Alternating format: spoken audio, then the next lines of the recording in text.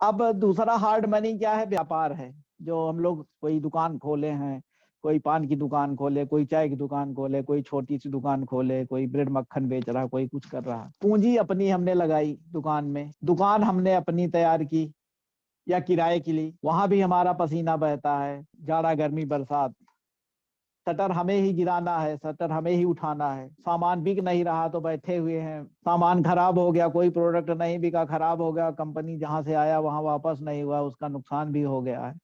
अगर दुकान चल गई तो फायदा भी अपना हुआ। बहुत सारी दुकानें मैं देखता हूँ कि सुबह 5-6 बजे खुल जाती हैं, और इतना कंपटीशन अगल बगल के होता है कि बगल वाला पहले बंद करे तब मैं अपनी दुकान बंद करूं, और रात के 11-11:30 बजे तक खुली रहती है। आप सोच सकते हो कि 5 बजे दुकान खुली, रात के 11 बजे शटर गिरा, तो कितने घंटे वो बिजनेसमैन ने अपने वहां पे खर्च किए। तो कुल मिला के कहना यह है कि इतना समय देता है और इतनी मेहनत करता है, रातों दिन वहां पे लगा रहता है, और दुकान बंद करना नहीं चाहता कि हम एक दिन के लिए भी दुकान बंद करें, क्योंकि कंपटीशन इतना तगड़ा है बगल से कि हम अगर एक दिन बंद कर दे जाएंगे तो हमारा बहुत नुकसान हो जाएगा। हमारे एक जानने वाले हैं बहुत, और उन्होंने यही लखनऊ में दुकान खोल रखी है।